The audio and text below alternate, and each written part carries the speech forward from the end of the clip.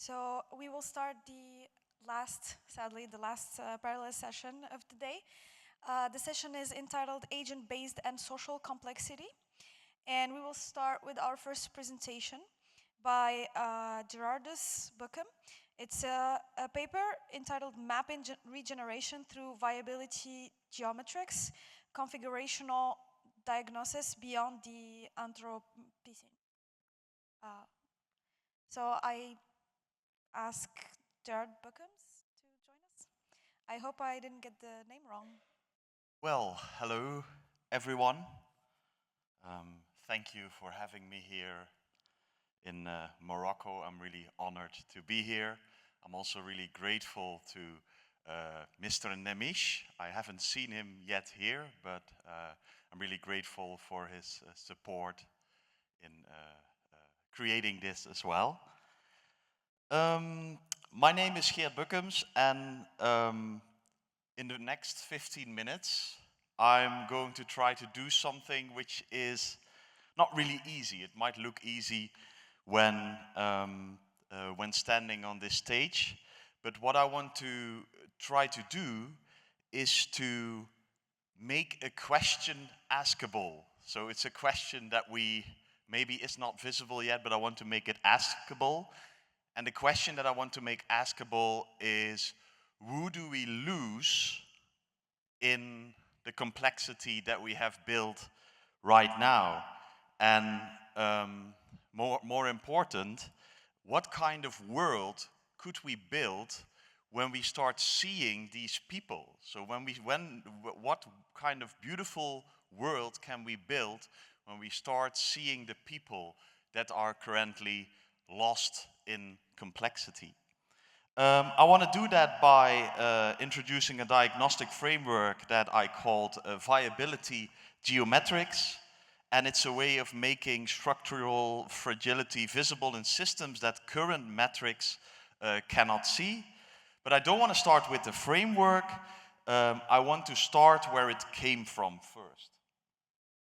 This is working. That's really nice. Well, I work across 4 positions. I'm a practitioner researcher at the Dutch name of the research center is called Centrum voor Gemeenschapskracht. In English, it's Center for Community Emergence.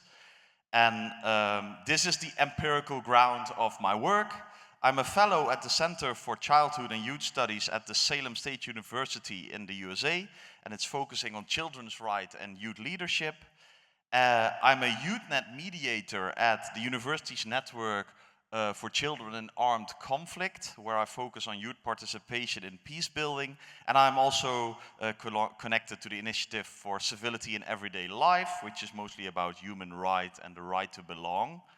4 positions, 1 question, and today I want to show you what those positions together have taught me to see, and also what is possible in this world if we start seeing this. One thing I also like to say, which is interesting, is that you don't see like a strong complexity science position in this. And that's because my work tends to get picked up in, let's say, sub-silos. But I feel most passionate about complexity science. Actually, my favorite scientist is Vladimir Vernadsky. When I mention his name here, people will be like, yeah, we know him. And on all these other occasions, people are like, who is that guy? So that's why I'm so happy to be here. My work, I became close to home. This is also the region where I was born. My ancestors lived there for like 400 or 500 years, so there's no history known before we were there. And when I was younger, I started a youth-led initiative in my region. And through harnessing emergence, it grew into an international movement. We started doing international projects. And at some point, we founded a research center together because we noticed that the marginalized voices that we were trying to represent were not really picked up by institutions. And the case study the case that I provided in the study is called Pill Positive. And that was a movement that wanted to connect movements with organizations. In the end, it didn't really work out, but that's what I wanted to make visible. What's very important is that I also began somewhere else. So I began as a neurodivergent child. I had a very difficult time growing up because I grew up in a system that did not know how to hold my neurodiversity. And the thing is that, and this is still something that's very hard to put to metrics, is that it even harmed me when it could not help me. So I was harmed by the fact that my natural complexity was not being able to be held by systems of education and many other systems that we are living in.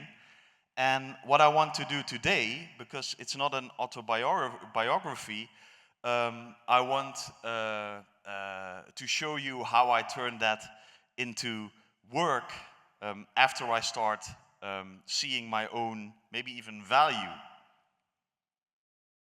So the thing is that before the framework, before I developed it, I was working with communities and with marginalized people or marginalized identities.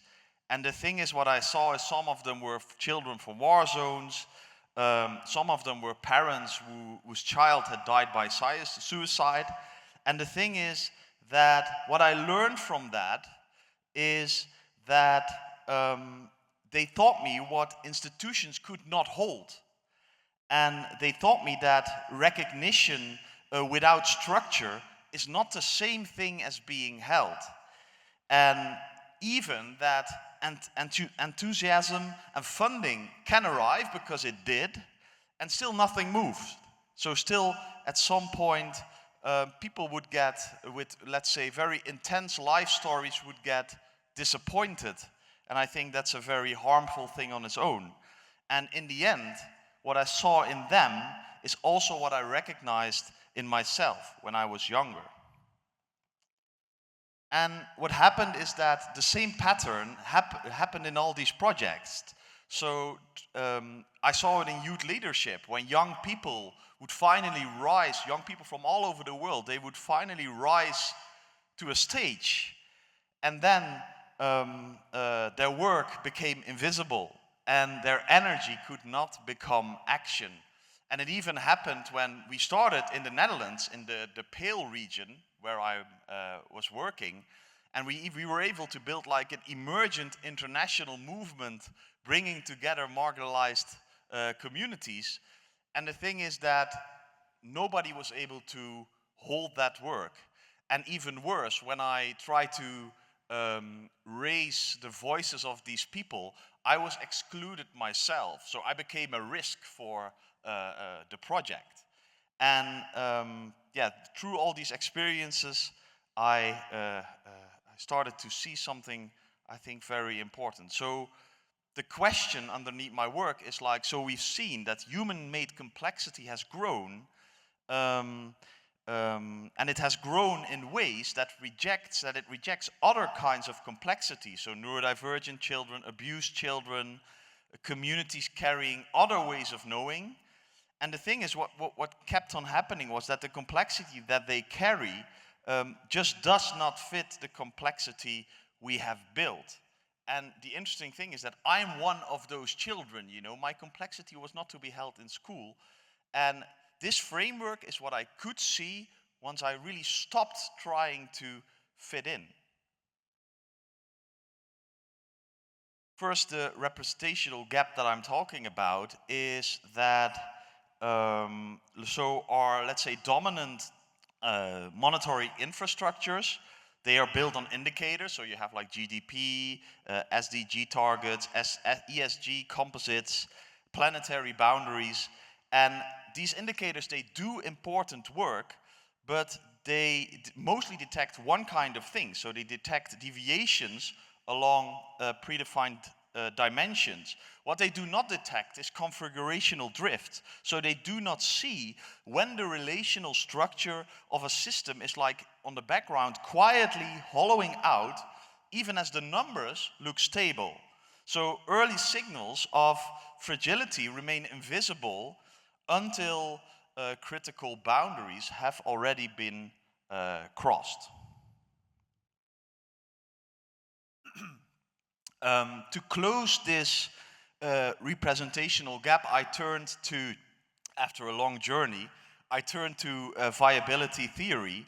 It was developed by a French professor called Jean-Pierre Aubin, probably known by you, in 1991. And it has one unique point, that it works from an inverse approach. So what it does is that it begins with constraints and then asks which configurations can persist within them.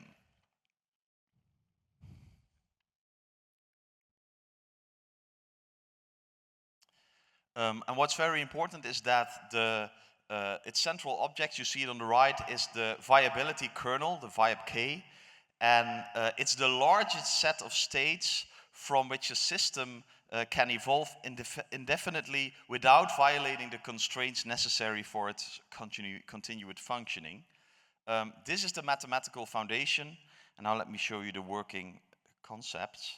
So we start with the viability kernel, so the viab-k, the set of states from which a system can persist without violating its constraint. Then you have the parameter domain, which is all the controls theoretically available, so the apparent breadth of options. And third, you have the regulation map, which is the subset of controls that actually keep the system viable. And what's very interesting is that structural fragility hides between the parameter domain and the regulation map. So a system can look like it has many options, while the actual degrees of freedom have already contracted. And this gap is often invisible, and that invisibility is what this framework is built to address. Many work has been done on viability theory in the past. So Benet and Doyen, they have shown at some point that it can ground a unified resilience metric. And there has also been work where it has been generalized beyond attractor-based definitions. And what I'm proposing is to use it to map community, how do you call it, community scale phenomena.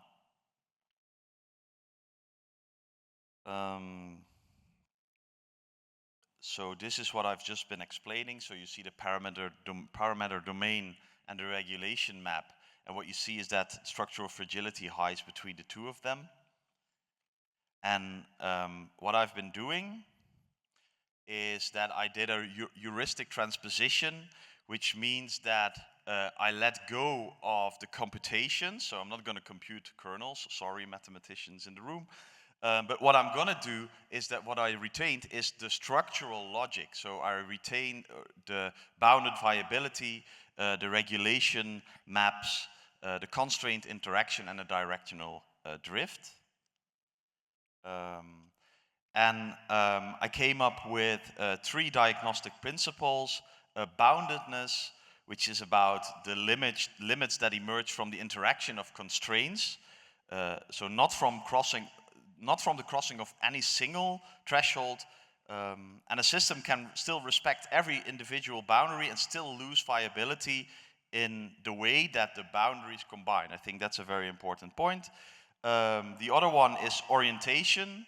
Directionality is read relative to the boundary of the viable region, whether a configuration is drifting towards the edge or reorienting towards the interior, and not whether, and that's also important, not whether it is improving along a single axis.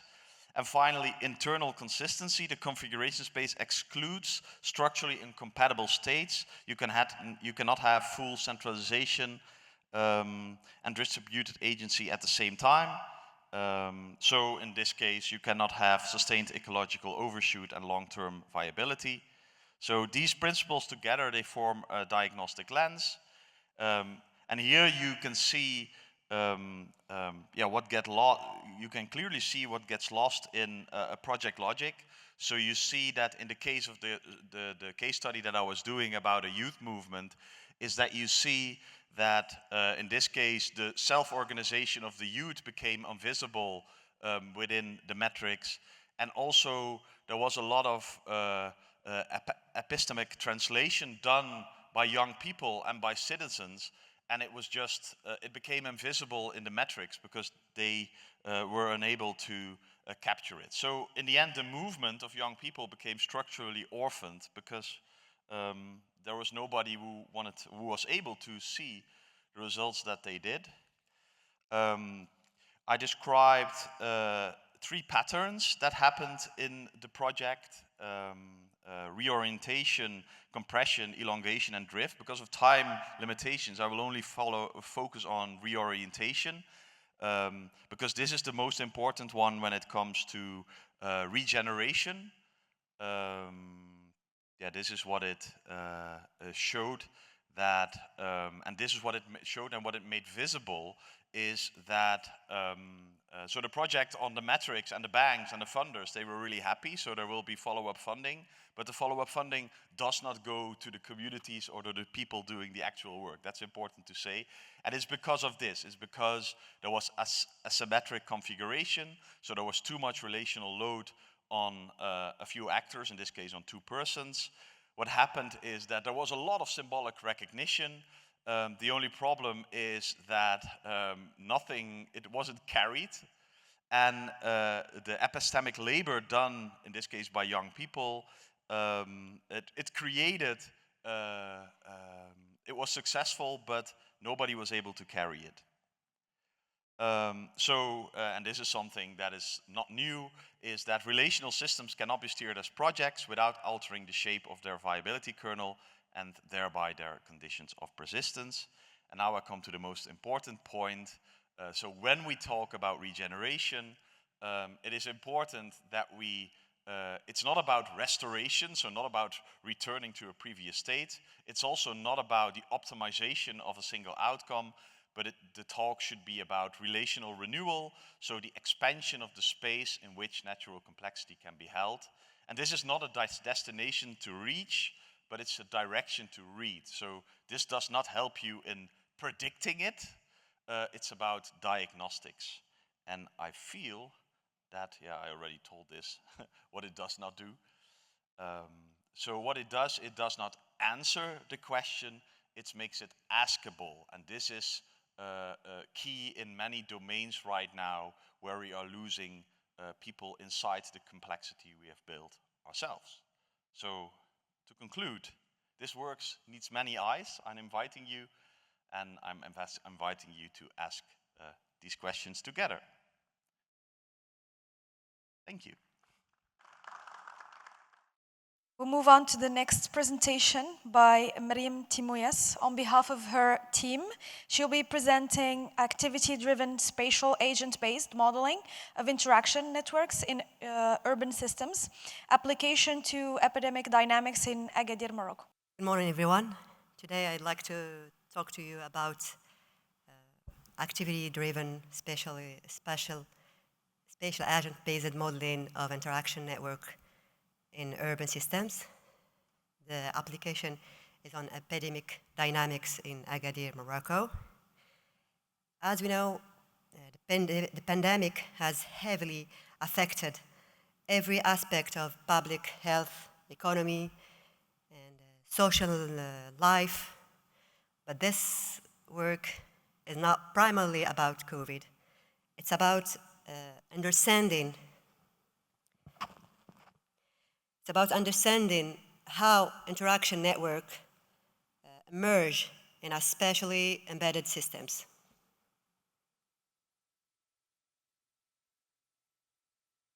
So let's start from the beginning. The fusion of anything among humans depends on interactions. But the key challenges behind the interaction are first, mobility. It's hard to model realistic movement patterns, and daily routines are complex and variable. Secondly, space or environment. real environments are structured as cities, buildings, streets, and constrained by distance and accessibilities. And finally, behavior. As we know, human behaviors are dynamic, uncertain, and depend on context. And of course, to model diffusion, we must model how interaction are shaped.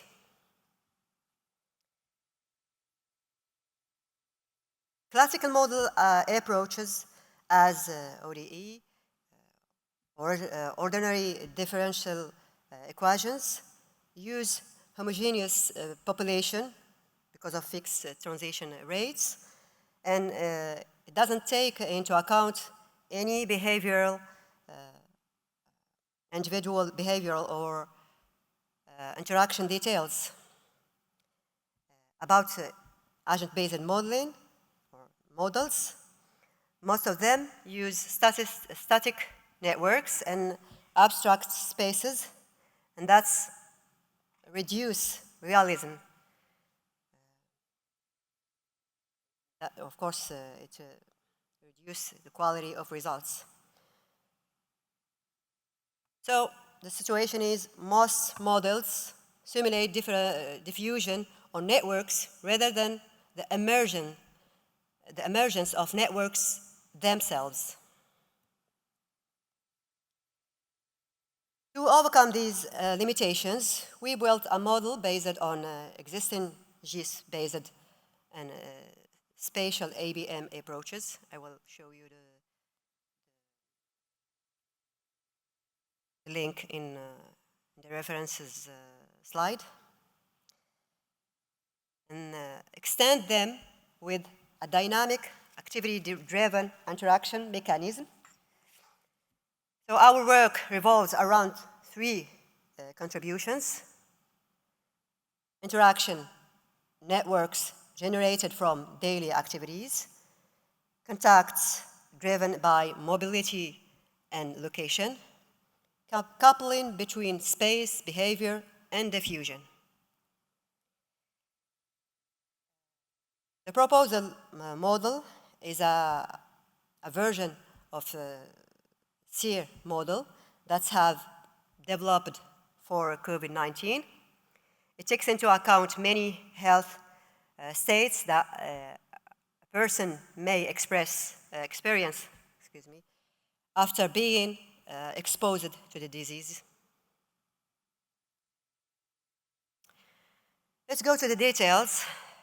This diagram depicts the different compartments according to the dynamic of disease. It shows multi-state disease progression from susceptible to infected. So then the patient either symptomatic or asymptomatic state. In the symptomatic cases, the state of the patient can take different severity levels from mild to critical. We use different probability for infection risk, severity level, hospitalization needs, and mortality rate. The population is divided in 4 agent groups of individuals, from young to elderly. So actually, the epidemic,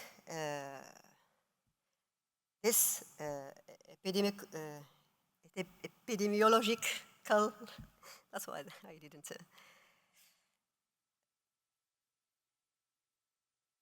I will try to pronounce it better.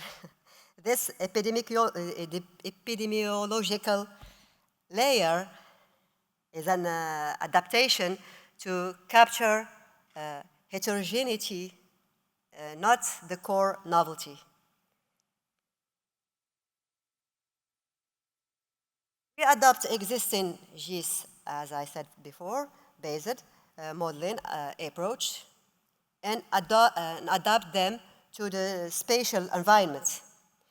We create realistic contact networks through this schema by using GIS data, adding 3 GIS layers: house, houses, schools, and workspaces, structuring agent-based as age, minors and adults, and assigning activities based on locations.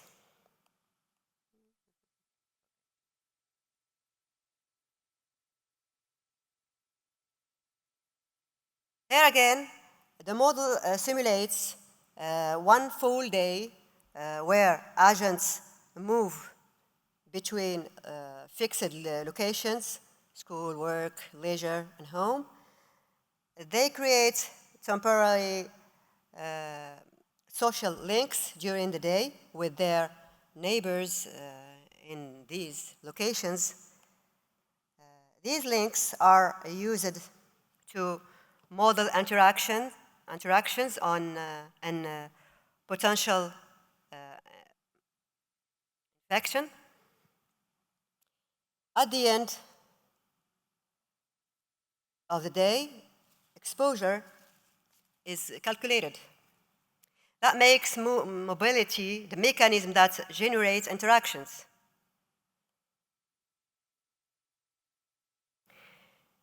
Here, links created and removed dynamically depends on location, activity, and time. So the interaction networks is endogenous. It emerged from agents' behavior rather than being predefined.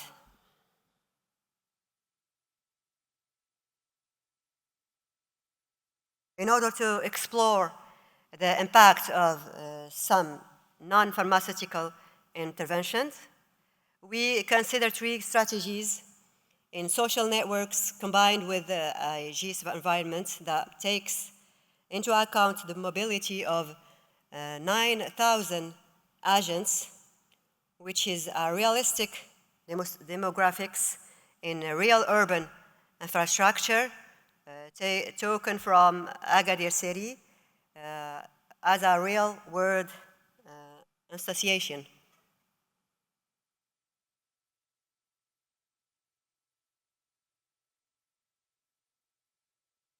These are the results of the simulation.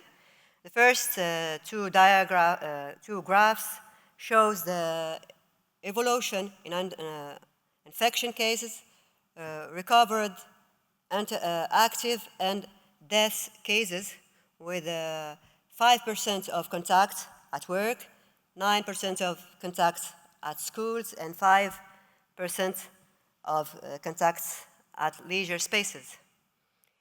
Actually, this strategy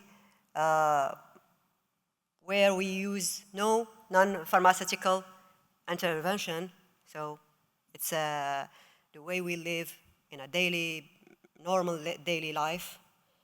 And we see that for the total infected and active cases, they jump to reach almost all the population was infected in a less than 10 days, and it became stable since all population is infected, so they start the decrease slowly. For the second strategy, which is social network with social distancing, we have the same graphs but with reduced values. Of course, here we reduce values or parameters since we assume to add social distancing. All the different cases shows a decrease, and this is expected within two. For example, for the graph of death, within 2 or 3 days, it grows from a low of about 300 of over 40 to over 40 cases of death. And even when we see a number of critical cases, it was decreasing. This it represents a nonlinear effect. The third strategy, which is social network with distancing, with the lockdown here, interaction is rare.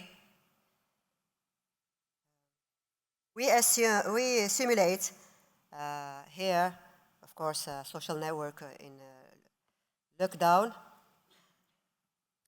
And again, all the different cases shows a significant decrease, except the number of normal beds needed, which is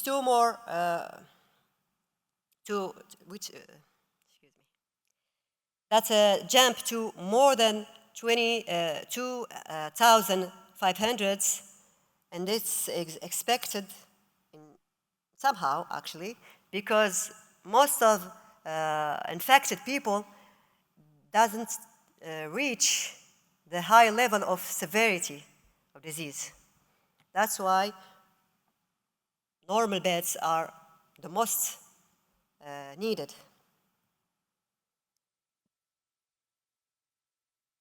This is a comparison between these strategies. To conclude, we can say that we find that rapid spread due to the dense interaction, no linear effects, and sensitivity to interaction constraints. Different scenarios illustrate modifying interaction patterns affects system-level dynamics. To conclude, we can say that this work shows how interaction networks can emerge from mobility in spatially embedded agent-based systems. And we move from modeling diffusion on static networks to modeling how networks themselves emerge from spatially grounded human activity. These are some important references. The second one is the paper whom we was based on to create this model. And thank you for your attention if you have. So we will be moving to the next presentation by Marcela Lopes Alvarez on behalf of her team. She'll be presenting a paper entitled Neural Network-Based Parameter Estimation of a Labor Markets Agent-Based Model. Okay, good morning, everyone. I am Marcela Lopes Alves. I'm doing my PhD in computer science at the University of Oxford. So at the computer science department, what we're trying to do that is trying to use statistics and computer science methods to improve how we do the parameter estimation of ABMs and how we use data to do this parameter estimation and how we can use this, how we can use data to also work on the validation of ABMs, and then to have some more applicable interpretability of my work. I also have a supervisor on the Institute of New Economic Thinking where I'm part of the Complexity Economics group. So here, those are my co-authors. On the first 2 years of my DPhil, of my PhD, they were also my supervisors. So it's a lot of people.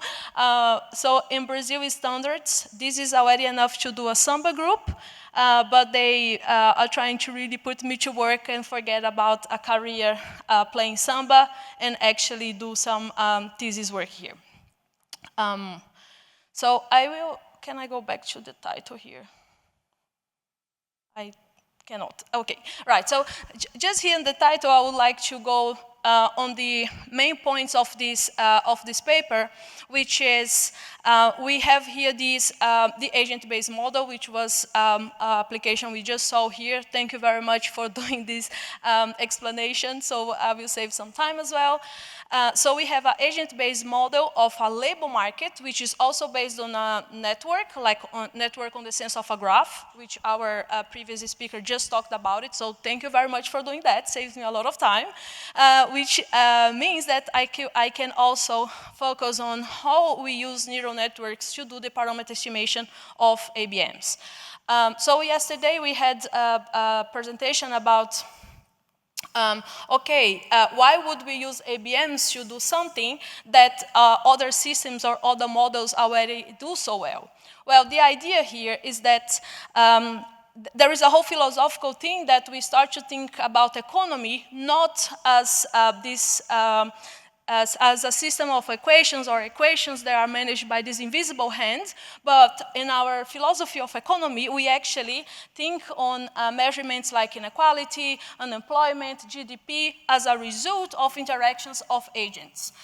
In this very specific case here, the agents will be the workers and the firms, right? And then what we have as a result of this ABM is actually actual changes on the economy.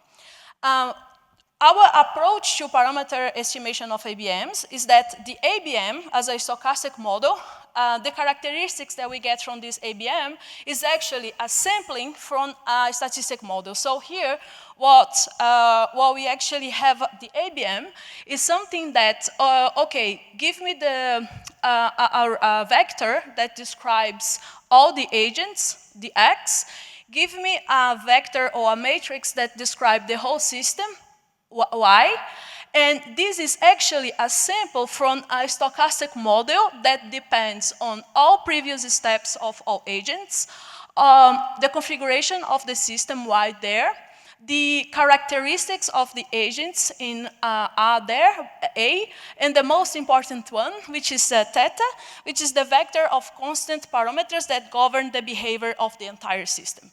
Again, this is a lot of philosophy here because we are assuming that such parameters exist, right? Some models will have much more, many parameters, and other methods will have just a few. So it's like a modeling philosophical question here. So the type of problem we try to solve in this paper, or what we want to investigate, considers the parameter estimation of the process of estimating the theta there, the last variable in our description. How can we mold, or how can we define theta such that this y that we have as a result here is consistent with real-world data? Well, that's a lot of issues there, right? First, we have a very large parameter space to explore. How this is done today? Well, we go to the meeting of the group, and then we say like, hey, John Doe, what do you think should be the parameter space, or what do you think should be the parameters for unemployment of this country? Then John Doe is like, oh, put 5. 5 will do. So this is more or less how it does. Some people do some researchers will do a more advanced work, which is trying to calibrate the parameters to reproduce some phenomena that economists believe they exist. For instance, the beverage curve. This is exactly what happened on the ABM we will study here, but I will give an example in a minute. We, of course, have stochasticity, because here we have this possibility of you applying for a job and not actually getting it. So we need to execute the ABM a lot of times to separate what is noise and what is trend, what is actually the information we have there. There is also uncertainty, where it's related to the stochasticity, and this huge issue we have here on the, when we are dealing with probability and ABMs, which is something that we expect for a complex system, but it's really hard to deal in the computers, which is we have parameters that are really close to each other, but the result is completely different. When we run the ABM, the result is like completely the opposite. And we will also have the issue where we have the outputs that really look similar to each other, but the parameters that generated them are completely far away. So that's a huge problem that we need to deal with, and of course, how we're gonna integrate real data to do the parameter estimation. Because when we are dealing with Bayesian statistics, what we need to do is we need to code our prior beliefs about the system. Once everything is all set, we then show the system a sample of the real world, and then we condition our system on that real world sample. The issue, of course, is how we pre-process this sample of the real world such that our algorithm can do good use of it. So the literature review on this, you'll be probably asking like, I think this is already solved. Well, it is not, because again, our line of work believes that the methods that are currently used, they don't fully describe what we actually want to have on the ABMs. We have this in computer science, which is called expressiveness, which is how much your algorithm can actually describe the events you want to study. So we have this we have some papers, of course, on the topic saying that the methods that are used nowadays, they are just not enough. Not enough to actually describe the particularities of the systems, and they also are not enough to actually explore the possible parameters we can have. So in this paper here, we evaluate a framework that was developed also in my group, which is a simulation-based inference for ABMs. We compare how we do dimensionality reduction with a list of statistics and actually learning those statistics on the way. And we also try to see if this method can actually be used to real data. Okay, so here is where, when I need you all to trust me just like you trust your primary school teacher. When they told you that 1 + 1 is 2, please believe me here. So this framework is something very advanced in statistics. This is not my work. This is a work of people on the statistics department of astronomy. They came up with this very interesting approach where you transform a very simple distribution in a complex one. How you do that? This is, again, a change of variables. This is called normalizing flows, and this is a very well-known property in statistics where you can start saying that your parameters have this very simple distribution, and as we see new data, we make this distribution a little bit more complicated. When we see a lot of simulations, our posterior distribution will have a very strong shape, but then we still need to go to the inference phase, again, showing a sample of the real world. So our target ABM is the ABM of the labor market of the US. So this is not my work, it's the work of my research group as well, which is an ABM that was created to understand the impacts of automation in the labor market. And what we actually do here is during the every timestamp of this ABM, we collect for every occupation the number of employed people, the unemployed people, new vacancies in the demand for that occupation. And the parameters that we want to do the estimation, they are global parameters, which are the rate where people are unemployed, the rate of new vacancies, and the probability of you leaving your job, moving to another job, but continue on the same occupation. And then this image here is just an example of what this ABM is actually doing. So you see here that on the first time steps, there is some instability. Then we have like this very a couple of years of equilibrium, but then on the dashed line here is when we apply this automation shock, and after a couple of years, that occupation responds to the shock. Here, again, hold the hand of your primary school teacher again, because you're gonna go through the pipeline here, what is actually happening. So what we do is we get a very simple prior distribution of our parameters. We then generate a lot of data, simulated data from the ABM. We do dimensionality reduction. We test two methods. One with summary statistics, with a list of statistics that we already know, and another method is using our embedding network. Once we have the relation of parameters, output, and summary statistics, we can then build a density estimator, right? And then we go to the second part of the pipeline there, which is getting actual economic data, pre-processing the economic data. Then once we have what we call the empirical data here, we do exactly the same thing, dimensionality reduction with the same method. Then that's the part where the magic happens, which is we already trained our density estimator with the relation of parameters and output, parameters and output. Our method is really good at doing that. And also doing the other way around. If I have an output, what parameters could have generated that output? Well, what we're gonna do then is this trick of I have the density estimator, and then I just say like, hey, I have this very special sample here, which only we know it's the sample of the real world. Can you please tell me, after everything you've seen on this ABM, which parameters could actually have generated this output? And this is how we do the parameter estimation, because the output will be, hey, from this specific sample that you gave to me, those are the parameters you should use. And this is very clever because it also gives us uncertainty. It also shows us how sure we are about the parameters of this ABM. So those are the results.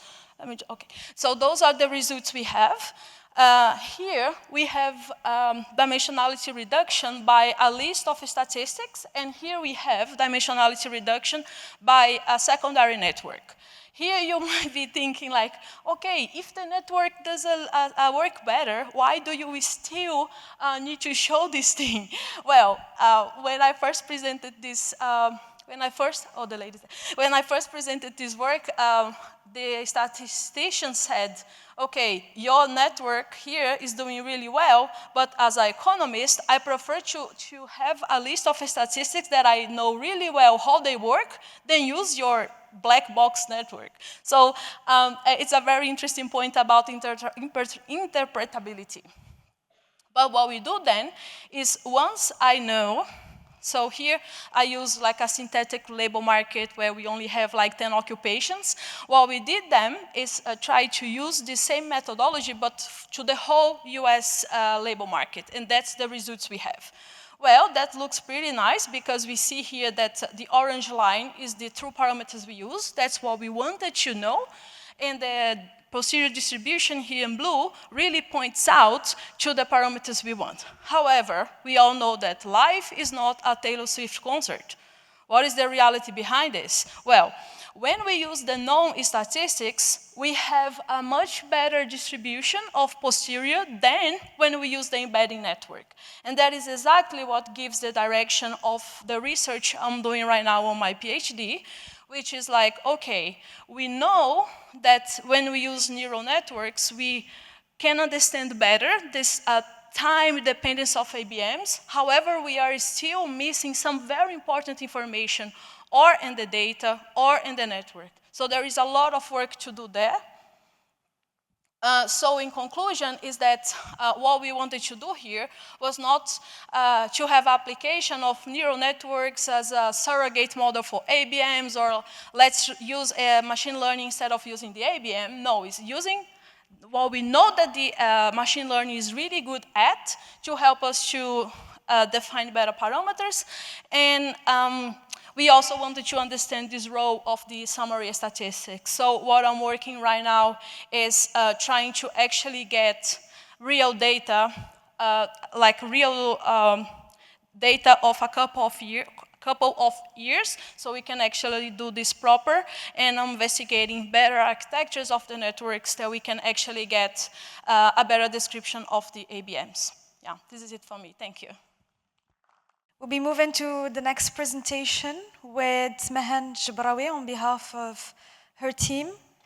She'll be presenting a paper entitled Agent-Based Approaches in Tourism Studies, Insights, Applications, and Future Directions. Hello everyone, my name is Smahane Jebraoui. It's a great pleasure to be among you today and present you my work. Our work entitled Agent-Based Approaches in Tourism Studies, Insights, Applications, and Future Directions. Then this presentation explores how agent-based modeling is applied in tourism context from theory to applications and recent trends using the bibliometric analysis. Then, as you know, agent-based modeling is a powerful tool to simulate complex systems composed of autonomous agents interacting with each other and with their environment, giving rise to an emergent phenomenon. It's applicable from past to present and future scenarios and systems. In our context, which is tourism, which is one of the fastest growing sectors, as it supports economic development, job creation, and income generation. However, increasing complexity of tourism calls for more advanced analytical approaches. Now, as highlighted by Rodolfo Baggio, tourism is a complex system and dynamic as it involves interacting actors and is nonlinear behaviors and dynamics. So agent-based model is a powerful tool to model such system and capture emergent phenomena. Then the objective of this study is to provide a comprehensive overview using the bibliometric analysis to identify key contributors and collaboration networks in order to analyze thematic trends and also highlight major applications and discuss future directions. Then this study adopts a bibliometric approach to explore the intersection between agent-based modeling and tourism, and also map research landscape in order to identify trends. The bibliometric analysis is based on co-citation and co-occurrence analysis. This method help identify relationships between journals, authors, countries, etc. Then VisuViewer is a bibliometric visualization software is used to explore the scientific data and to generate clear and interpretable network visualization.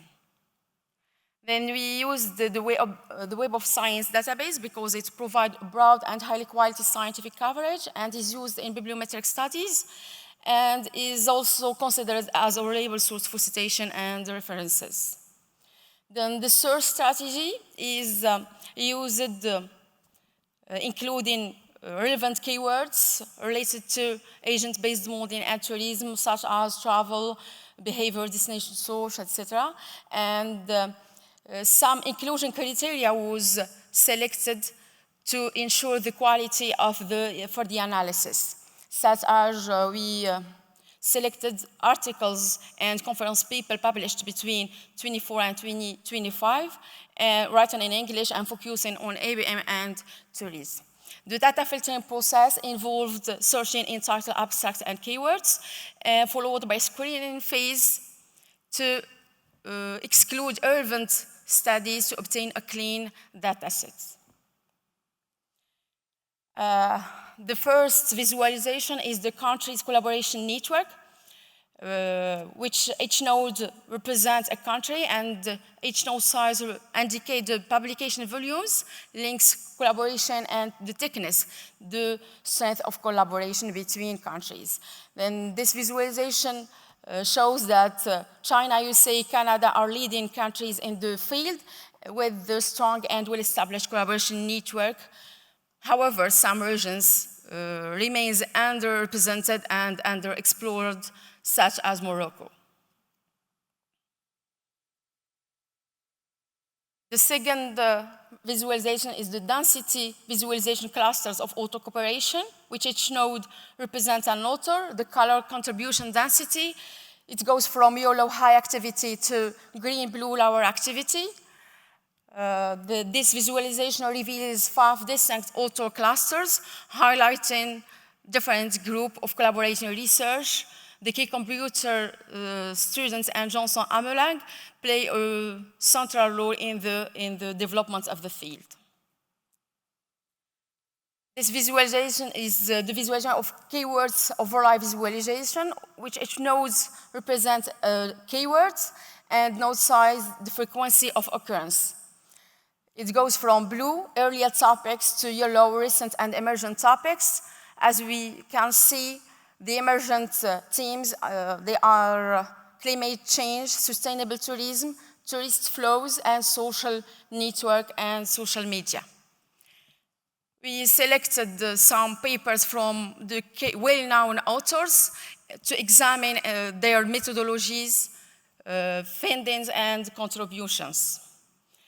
Then, after this examination, the reviewed studies rely on agent-based modeling approaches, combining spatial modeling, behavior rules, and scenarios analysis. Early model focuses on tourist movement and destination awareness, driven by awareness and mobility. More advanced models integrate environmental factors, and some approaches combine agent-based modeling with network structure and gravity model to better capture the tourism flow. The findings of these studies, the emphasis that tourism systems are dynamic and nonlinear, the small changes in individual behaviors can significantly affect global patterns, and environmental changes influence significantly tourist distribution. And destinations are interdependent with network, not isolated, with collaboration and competition relationships evolving over time. Sometimes they go to competition relationships. Then this study demonstrated that the ability of ABM capture complexity and emergence and extend tourism modeling towards socio-ecological and sustainable impact. This shows the usefulness of ABM for testing strategies and scenarios.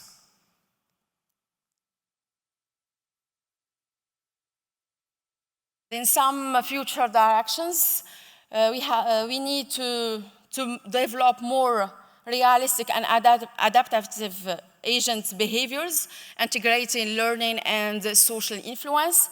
We have to improve model validation and empirical grounding, develop an integrated model combining spatial, social, and environmental dimensions, and also apply ABM to new challenges such as over-tourism, resilience, and sustainable planning. Then this work used bibliometric analysis to identify key trends. ABM improved understanding of tourism dynamics and interaction, but still faces limits in model realism and validation.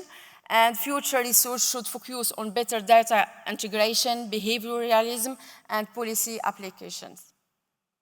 And thank you for your attention.